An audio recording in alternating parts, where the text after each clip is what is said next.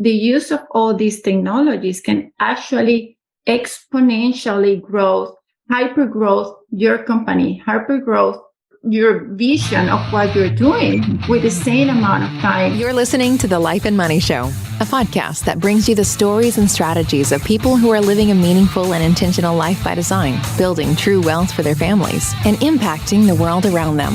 And now here are your hosts, Annie Dickerson and Julie Lamb. Vanessa, welcome to the show. How are you? Hi, I'm so excited to be here. Thank you so much, Annie, for having me. This is amazing. It has been a dream come true, really, to be here with you. Well, same. Because Vanessa, you have such an inspiring story. And we've had a lot of interesting guests on this show with all sorts of backgrounds, but yours is easily one of the most fascinating stories, particularly of growth and transformation. So I just wanted to share some of the highlights, and then I want you to take the wheel and dive in. But I know that you started your career with a focus on physics with the intention of becoming an astrophysicist, and which sounds impossibly difficult to me, a layperson, but then you switched gears and you became an entrepreneur, which is also not an easy thing. And you launched not one, but multiple very successful businesses before then founding Venus Capital Partners, which is what you're focused on now. But before we dive into all the things that you're doing through Venus Capital, which there's a lot of really interesting and new things that you're doing. So I definitely want to get into that. Before we do that, though, I do want to dive a little bit further into your story. And in particular, I want to start with that inflection point between physics and business. I mean, what led you to become interested in physics in the first place? And then what led you then to switch gears to go into business? Wow, we're going back in the days. Oh, yeah. That's where we like to start. I've been an entrepreneur since I was 12. Really. Okay. I come from a very, very humble family, from a very small town in South America, in Venezuela. So when I was 12, I started being an entrepreneur and I wanted to do things and creating new things that I was selling to my peers at school. And my mom, we didn't have any money, but my mom was always finding a way to support me, even with $1. And, I would create something, I would start selling. So it was always inside me. But the story about going to physics to entrepreneur is that actually when I was 15, I was recruited by a modeling agency.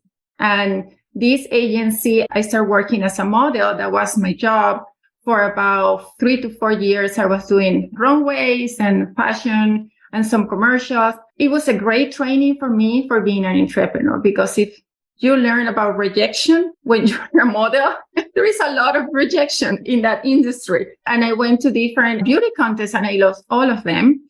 So I went to physics because, first of all, I love numbers and I love physics. I'm completely in love with all the information in the universe. Okay. So I really wanted to be an astrophysics. But I was I was a model. So I'm going to follow my dreams of being an astrophysics. And then at one point when I was 19 and I was in college, I was invited to go to Milan. And then I was rejected again because I was too short. I'm 5'9". So for being a model in Milan, you need to be more than 5'9". And at that point I was like, okay, I am not into a modeling career. I'm going to be an astrophysics and I'm going to be with no job in my country, because as an astrophysics, I'm not going to go to the NASA. I'm not going to have an interesting job. So I decided to go back to my roots, what I was in my heart, which is being an entrepreneur, because I always dreamed since I was a child to be an entrepreneur. So I was like, okay, I'm going to move to business school. Okay, so I'm going to move to business school and I'm going to open my first company, which I was at 22 at that point. Okay, I opened my first company. It was a marketing company, very successful. It was the third biggest company in my country. Okay, by the time I was 25, 26, something like that, we had 2,500 employees, and it was a country that had 12% inflation at that point, because right now it's 256. So that was the long story short of how I went to my roots of being an entrepreneur. And after that, I moved to another company. I moved to another country, actually in Panama. I moved to Panama. And in Panama, the reason I moved to Panama is because I actually wanted to expand my company, there was a lot of course, the inflation was eating our money. Okay. We couldn't actually take the money out of the country. So we expanded, and all this inflationary environment pushed us to growth, because without that, really, we maybe wouldn't ever think to move to expand to a different country. Right. Mm-hmm. So that actually pushes us to evolve and start thinking, okay, now what can we do? Because we're making a lot of money, and in 30 days, the money is 50% the value. This is not going to work for a long term. So we went to Panama, and we had the same company. We had another headquarters in Panama, and my vice president was going to move there. Actually, he is the one that was going to move to Panama at the beginning. I was going to stay. I had my daughter at that time. She was 6. And then one of my family members was kidnapped in Venezuela. My ex-husband was kidnapped. And at that point, when after 3 days, he called me and he said, listen, they are going to go for you and for our daughter, so you have to leave. So I packed my stuff with my daughter, and I flew to Panama with her. I was going back and forth in between Panama and Venezuela, but my daughter was there and she was safe. And that was something else that pushed us to go to Panama. Wow. What an incredible story. Oh my gosh. There's so much. Well, first, I mean, if I could pull one thread through everything, it seems like the resourcefulness is a huge, huge part of your story, from the time you were 12 and you and your mom worked to just find little ways for you to be creative, think outside the box, and do what you were passionate about. And you learned a lot through those early business ventures onto being resourceful around navigating your passion for physics versus the opportunities in your country. And here's going into business, you could provide a lot of impact and service for others. And so I still can't believe that you started a business at 22, which at 22, most people are looking for their first jobs. They're trying to figure out taxes and then trying to figure out how to be an adult, find their first apartment. And here you are, you launched not just any business, not a small business, but it grew over just a few short years to over 2,500 employees. And we've been,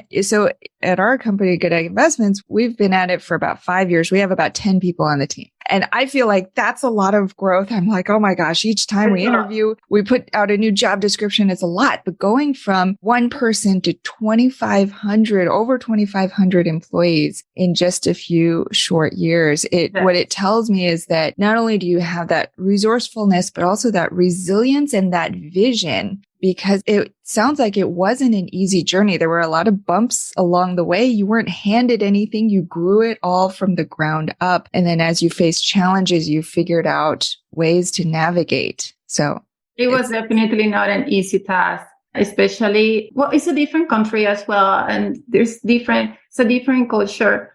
But I was also, at that time, I was married at 20. So I had my daughter, and my daughter was maybe a year and a half when I started my company as well. And then by the time that the company, 4 or 5 years later, my daughter was maybe 6 years old. And at that point, I was a single mom. So I have a lot of respect for single moms and everybody, like entrepreneurs in general. It was not an easy task, but it was always fun. And as you say, resilient. I think that finding a creative way to do as well. I am definitely a visionary. I am not into details of everything. So at that point, I was telling everybody in my company, please do not come here and tell me that this is not possible. Everything is possible. Just come here with a solution, and if you don't come here with a solution, we're going to find it. But that has been part of my mantra since the beginning.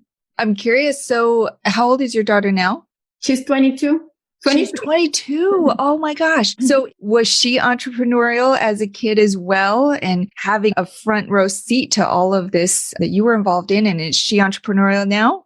No, she's not. She is her own. She's her own person. She's definitely not an entrepreneur, but I mean, she's a great kid. She went to UC Berkeley in California. She's very smart. She likes design, but she doesn't want to create her own business. She likes freedom. She likes to fly. I mean, like I have 5 kids. I don't know if you know that, but I have 5 kids. She's my oldest. My youngest are twin and they're 2.5 years old. Wow. So I think I have 1 child per company that I have funded. There you go. A little souvenir Yes. from each. Yeah. Yes. And I stay with 5. I stay with 5 companies and 5 kids. There you go. Listen, there is a great book for all parents that I really love and recommend. It's from this Dr. Shefali. Okay. And she's a psychologist and she promotes conscientious parenting. Okay. And the book is The Mad Parenting. That's the name. And it's about how to actually create and help this human being that is her own person. Okay. To be the best what is going to be and not about us. So I'm happy that my daughter is not an entrepreneur, but I'm happy that she is whatever makes her happy to be. Yes. I am an entrepreneur. It's not going to be different. It's going to be the same. I'm going to retire and then I'm never going to retire. That's what I said. Yes. But it's in my blood. I can't stop. So I'm happy for her as well. Yeah. Well, as you're talking, it's reminding me of Khalil Gibran's work around, he has a poem about parents and he talks about how kids come through us and they don't belong to us, but we're there to shape them. And so with 5 kids, I imagine you have one of every kind. They're all different. And I'm sure some may follow your footsteps and some may become entrepreneurs. Some may even do bigger things than what you're working on now. And every child is different. And so I completely agree. One of my kids, my 9 years old, he's actually making videos for my real estate companies for Venus Capital, and he gets paid. That's right. But what I like about that is that he can explain terms in a very simple way. Okay. And people love his videos. And he's also getting paid. And I'm actually teaching him about real estate, teaching him about money.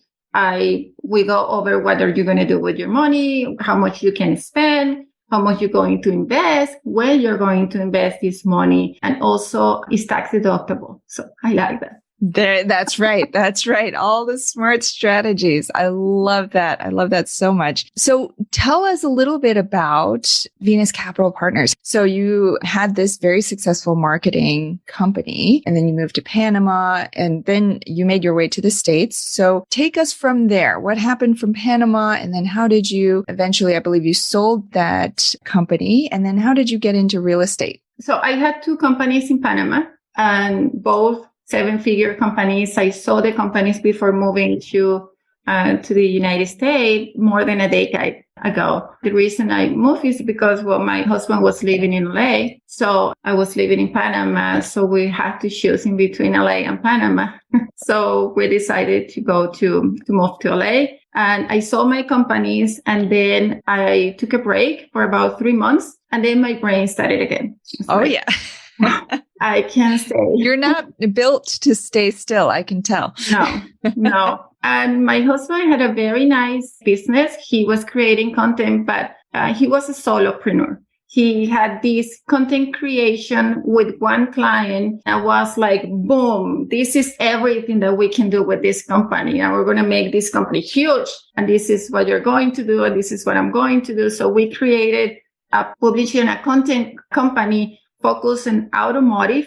And that company is actually right now the biggest automotive content and publishing for the Hispanic community, is the number 1. So we built that company for about 5 years.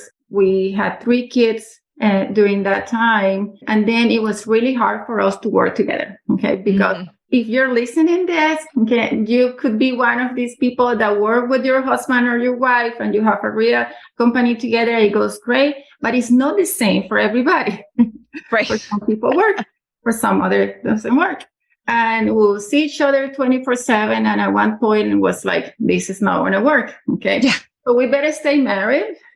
Right. Different companies. So, and we always talk about real estate and how important, because we have been entrepreneurs and how every year when we see our taxes, we were like, what is going on here? Yeah.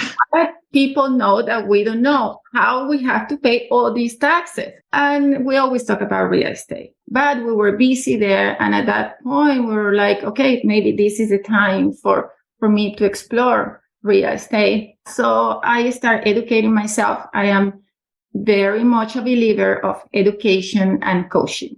Okay. I believe that you always pay for education one way or the other. You can pay with your mistakes or along the way, or you can pay to a coach. You can learn. So education is expensive. So I'd rather to pay for education and learn. So that's where my journey started. I went to an education company. I studied for about maybe for a year, and I found and I partnered with some very, very smart people that had a lot of experience, because something that you cannot buy is experience. I have 20 years of experience in business. I know how to manage a business. And by the way, every property is like a small business. It's like a small venture.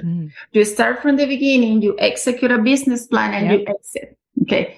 It's like a company. That's what it has been. I have done that 5 times. Very successful. Now I was bringing that to a property since the acquisition until the exit. But what I didn't have was the 20 years in experience in the real estate. So I partnered with some very smart people, that a lender that had 27 years that went through the 2008. And I created this company focused in technology and innovation. I am so excited right now because the company has been growing, I would say that very slow. And I'm very proud about that, because you have seen for the last 3 years, many people talking about how many millions of dollars they have been buying. And our company is holding right now $50 million. We sold 3 properties last year, but we are right now in $50 million. And the reason for that is because we have been so careful in analyzing, in buying properties for the last 3 years. And I'm very excited for what is coming, okay, in the future. As I said, I have been very focused in technology and innovation for all my companies. I think that what stand out in my companies from the competitors in any area has been always that technology and innovation. Since the first company that I started, when technology was not a thing, but innovation has been always there. Okay. That's where we start. What we can offer, what value we can offer, how we can do it different.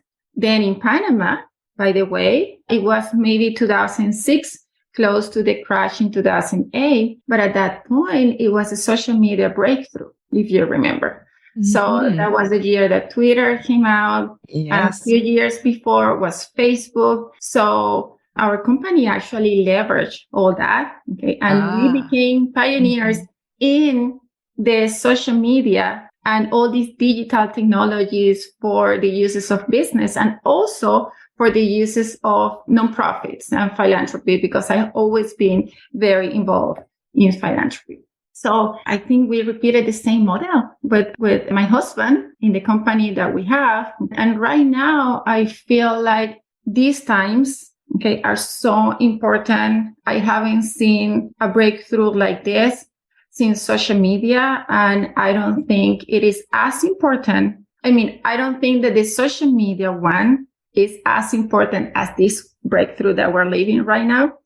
I would say that maybe the internet or maybe electricity or maybe fire can be compared to what we're living right now. So I think we are in a very critical point right now, okay, to take advantage of the technologies that are in the space, to be able to grow your company and to 10x your company in a way that you couldn't do it before. Yes. So I'm super excited about that. Yes. So dig in. Tell us a little bit more there, because first of all, you're absolutely right. You can pay for a lot of things, but you cannot buy experience. And the experience is so valuable. And what it allows you to do is move fluidly from one industry to another, bringing the lessons that you've learned from your previous experience into it. And it's stuff that you just can't learn in a class. You can't learn in a textbook. You have to live through some of these experiences. And so I love that you've partnered with people who have that experience in this industry, but you also bring a ton of experience from your previous companies. And so now, Tell everybody a little bit more about the technology and the opportunity as you see it in this really powerful and transformative time that we're living through. And what are you digging into as you're laying the groundwork and starting to sustainably and intentionally grow this new, well, it's not super new, but this newest company of yours? You're right. It's not super new. We're right now living in an era where we're seeing so much information, so much technology. We're talking about artificial intelligence right now. Everything is artificial intelligence, even though it's not. Okay. It could be that it's not. And artificial intelligence is very old, really. Okay. Artificial intelligence has been there for maybe 50 years, for sure 30 years. But what is happening right now is that we are seeing a shift. And all these generative technologies are there because we have a massive growth in computational and a lot of data labeling. I mean, the amount of data that we has been creating for the 50 years is incredible, but it is doubling every 2 years. So there is actually an institute that is creating a projection of how much data we're going to be created by 2030. And it's compared to stacking cities one by one from Earth to Mars. Wow. So that's the amount of data that we're going to be created by 2030. So all this data now has been used to be able to produce all these AI technologies and all these large language models and these generative AI that are now in this space. And what we're seeing is that the use of all these technologies can actually exponentially growth, hypergrowth your company, hypergrowth your vision of what you're doing with the same amount of time.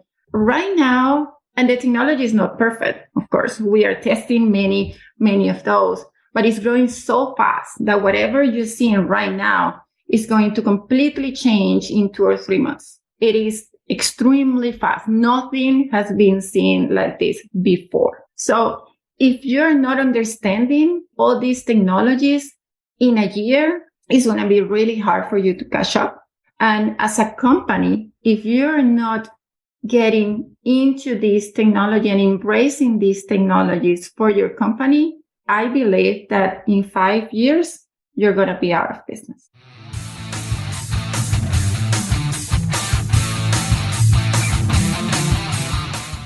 Have you been thinking about investing in real estate, but aren't sure you have the time or the desire to manage the investment? Perhaps you're afraid, like we were, that you'll make the mistake of choosing the wrong market or the wrong team and lose your entire investment. Well, that's exactly why we created the Goodegg Investor Club.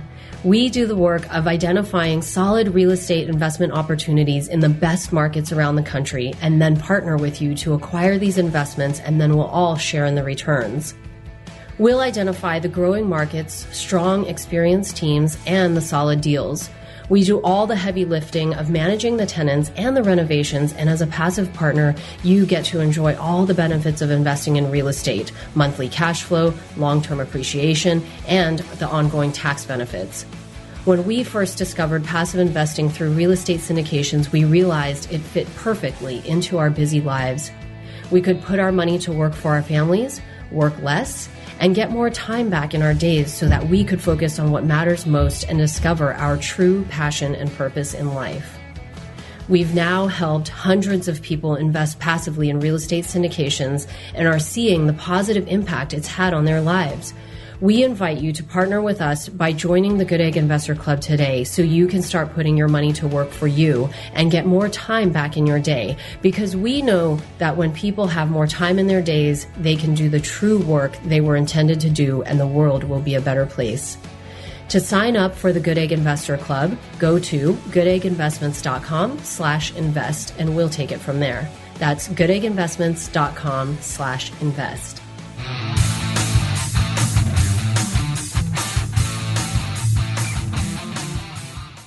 It's the reality of the world that we live in. And I think you're absolutely right. And so for the listeners so obviously for the business owners, it's very important for them to embrace the technologies and utilize it, leverage it for their businesses. For the listeners who might not, maybe they're starting out in real estate, or maybe they're looking to leave their W-2 job and maybe start a business. What does the layperson, the everyday person need to know about AI to sort of prepare as we're going through this transformation? Does everybody need to log into ChatGPT and try that out? Or is it more pervasive, more serious than that? It's very serious because it's going to be part of our life, okay, and our everyday life. It's something that we can't stop. They're trying to stop it, but I don't think it's going to be possible. So what we're going to see is that all these technologies are going to be able to help you to do things faster. What I say for day-to-day, your regular job. What if you can leverage an AI, assistant AI that is there for you? I can help you to achieve whatever you have to do in a 9 to 5, but in a 9 to 3. What's going to happen with those 2 hours? You're going to be able to spend more time with your family, and you're going to be able to do exercise. I think that right now you can actually leverage 20% of whatever you do with AI in any industry that you are. Okay. Especially administrative tasks that you have, whatever you're doing in your computer, doctors can leverage in AI right now.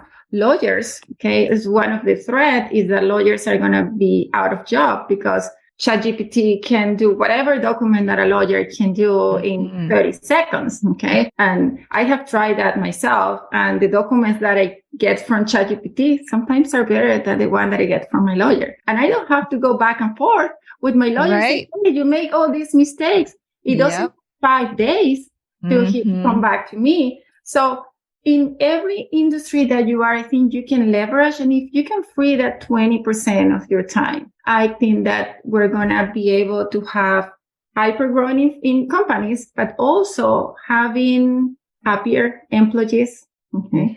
Because we're going to be able to achieve more with the same amount of time. Okay. Yeah. We're going to be able to achieve more with the same amount of people. Believe me, I had 2,500 employees. I don't want to go back there. It's like, I want to keep my team small, okay? But everybody in my team, they are leveraging AI right now.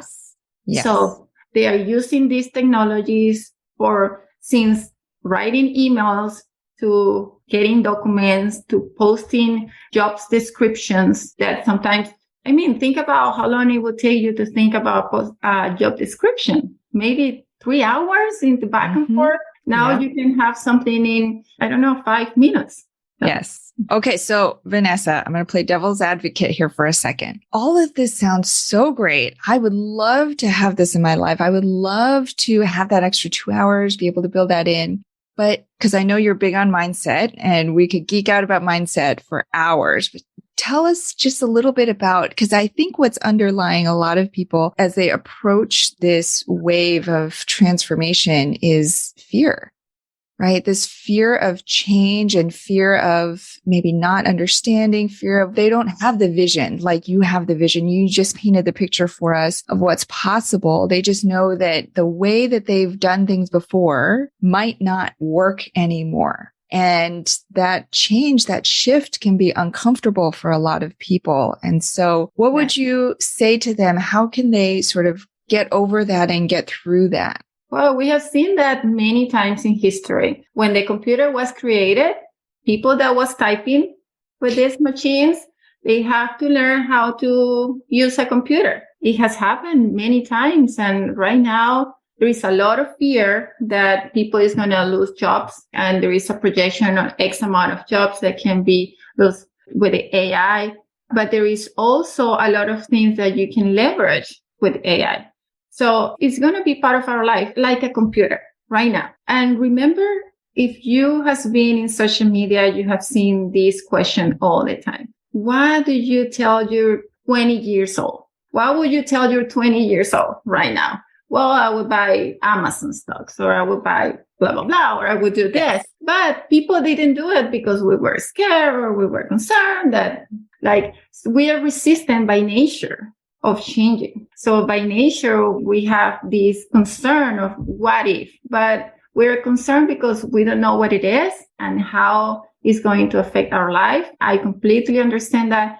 But the reality is that it is here. It is part of our life. You can use it for the good. You cannot use it if you don't want to. But in 10 years, you're going to come back and you're going to say, what if 10 years ago I was learning this? I was using this for my company. I'm not talking about 10 years. In 5 years, you're going to say, look at all these companies, how this company has growth exponentially. Whoever keeps the traditional way is going to be behind, because it will have to have more resources. And now talking about real estate, what do you think is going to happen with the real estate companies that are not embracing AI? They're not going to be able to give the same returns that maybe my company is going to be able to give, because we're going to need more people. We're going to need more time. It's going to be more labor oriented and time consuming, something that we can do in 1 hour. Someone else maybe have to do in 3 days. How do you think is that going to affect the returns for your investors? So in general, I think that as a real estate investor, you need to be concerned of how these companies are leveraging technology and AI for sure, because that's your money for the next 5 years. And in 5 years, we're going to be in a very different part. So with my vendors that I work with, my property managers, one of the things that I require is that they are in the top of technology. And if they're not, they're open to include any technology that I believe is going to favor my properties and my investors. So these are the type of alliance that I have right now, because otherwise this property management is not going to be able to compete with anybody else. Yeah. And I think it's such a good point for the listener, whether or not you're a business owner or whether or not you're currently leveraging, or everybody's using AI in some form, whether they know it or not, but whether you're actively engaged in it, it's just a good reminder to be open and to embrace it, not to resist it, because it, like you said, it's here. It's not going anywhere and it's changing so fast every day. And the point is not to try to master it, but to try to go with the flow and to know that things are shifting, things are changing, which can be really exciting. It can be very scary too. Yes.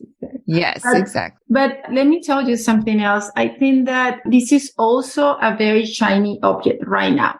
There are so many new tools there that you can spend hours just playing with all these video tools, these deep fake audio tools, and all these text to images. Is very time consuming. So it can be a shiny object. I always say that it's important that you go and focus and learn what is going to help you. And I mean, I know about Stable Diffusion and Midjourney and Dolly, but if I go there, I'm doing nothing with that in my right? So I will be playing there for 5 hours, and then the whole point of AI is I have missed the whole point of AI. Yes. So good point.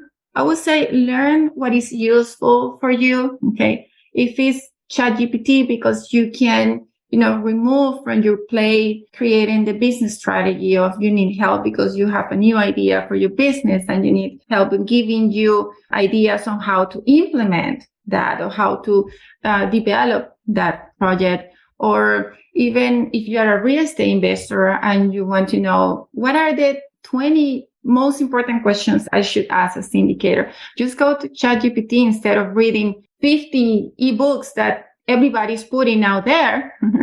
And you're going to get the 10, 20 more important questions and the answers as well. That's right. Just right there. If you are a designer, okay, before that you have to spend hours to creating a logo, you can use AI and they tweak it from AI. So I think that every industry right now can find a way to leverage some of the AI in order to freeze some time. But yes, it's a shiny object, and you can also get deep into the weeds and spend hours and hours and hours playing with something that you don't need for your business. So be careful with that. Yeah, that's a good warning there. And there's two things I want to pull out before we move on of what you said, which is the first one around not working harder, but working smart and really having that vision. That's the second piece, is having the goal. Just like when you're an investor and you go in, and we always tell everybody, make sure before you invest any money at all, make sure you know what your goals are. And the same goes with embracing new technology. Is like you said, you could spend hours just playing and going deeper into the rabbit hole, but really having that clear goal of what you want to get out of it as you're going in. So I think those are very wise guides and advice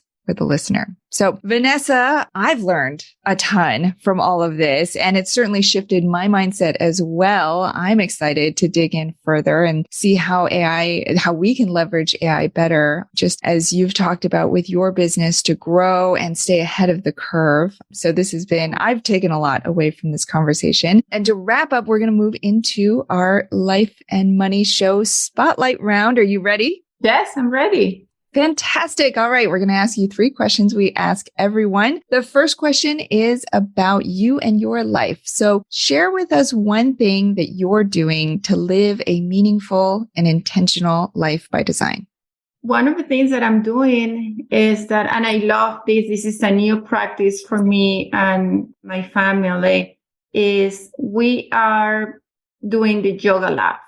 Have you heard about that? I've heard of it. Yeah. Tell us a little bit more, because I don't do it as a regular practice, but I've heard about it. It's amazing. How many muscles do you move and exercise when you're laughing? And as we grow up and we became adults, we forget how important laughing is. And you see kids laughing all the time. We're losing that. So yoga laugh is this practice of making some breathing exercise with laughing, and it's just about laugh. It is incredible. It is funny. There are studies that he says that improve so many things in your organism and also mindset. So I'm doing that with my kids, and they love it. They ask me for yoga laugh before going to sleep, and it's just breathing and some laughing exercises.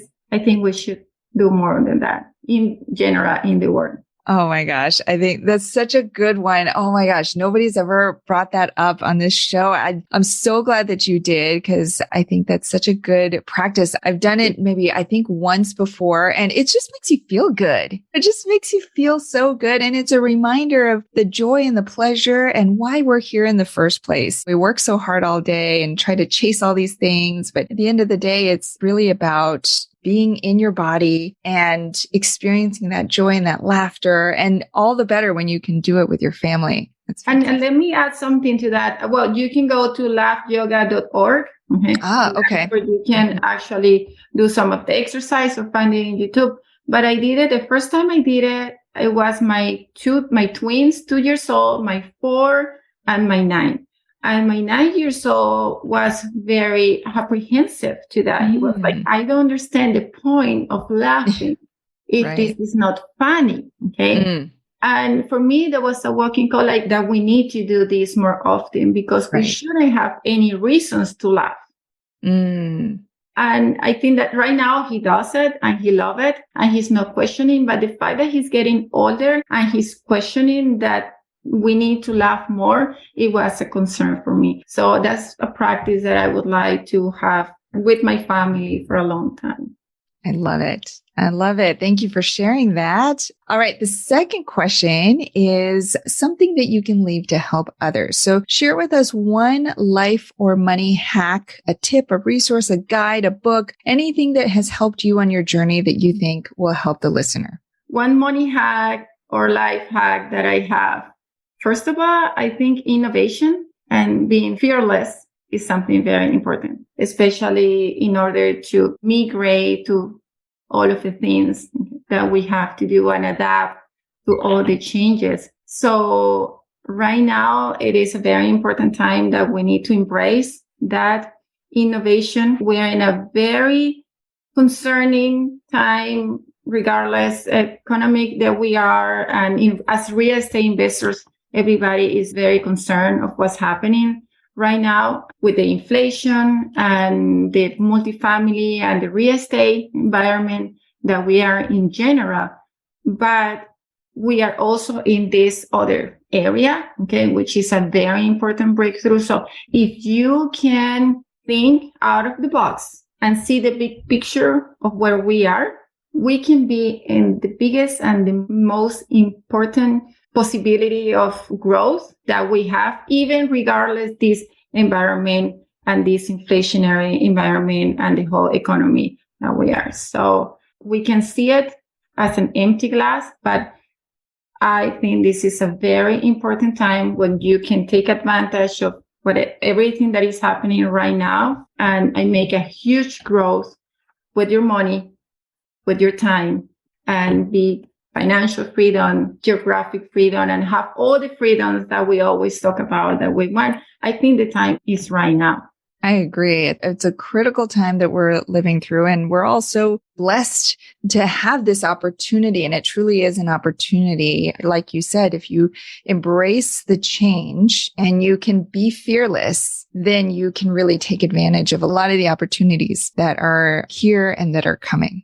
And we're blessed. You're right. We're very blessed. Many people, the people that is listening this podcast, I'm sure that we all have a job. And most of the people are real estate investors. So we have the ability to actually be investors. But for many people in other countries, okay, they don't have the bless of having this passion and having these opportunities. Okay. And I'm also on the philanthropy side. And I'm very excited for all these technologies because I think it's going to help on the education side for many, many other countries outside of the US. Well, perfect, because that's the perfect segue to our third and final question. Share with us, I'm sure there are many, many things, but share with us just one thing that you're doing to help make the world a better place. Well, I'm sharing this information with you. And I haven't been in many podcasts for the last 2 years because I want to provide value. And I think this is the time. Not many people is talking about this, especially in the real estate industry. I am not concerned of having competition. I think everybody should be embracing these technologies right now. And I'm sharing this because particularly I don't want to be the best company in real estate. I just want to be the best of the companies. Okay. So I'm not looking to grow and being the biggest, but being the best. I think it's very important that all companies, syndicators, real estate investors get educated right now, okay, and get ahead of the curve, as you're saying. And that's my little seed that I'm putting when I do this podcast with you or with anybody else, because the world is changing and you can take advantage of that right now with a lot of innovation and a little bit of not being fearless. Be careful, but fearless. And that's what I'm trying to do right now. Yes. Well, we've certainly covered a lot in this conversation. And like I said at the top of the conversation, you have such an inspirational story. And I know you're not stopping anytime soon. And I can tell that you're going places. And so I'm sure that people are going to want to dig in, learn more, follow all that you're doing. And so tell them what's the best place that they can go. Well, people can go to my website. It's venuspartners.com. Actually having a small ebook, 3 pages guide of AI. So how you as a W2 or as an entrepreneur can leverage some of the technologies that are right now in the industry. That's going to be updated in 3 months because it's going to be completely obsolete in 3 months. Right. Well, you can have the AI updated every 3 months. There you go. It'll just be a self-sustaining. We can have the AI. Of course, right now, you still need a lot of human interaction with all this AI. I think that everything that we're applying right now in Venus Capital is maybe 80% automation and maybe 20% AI. Yeah. But people can go there and download that, and hopefully that's useful for you.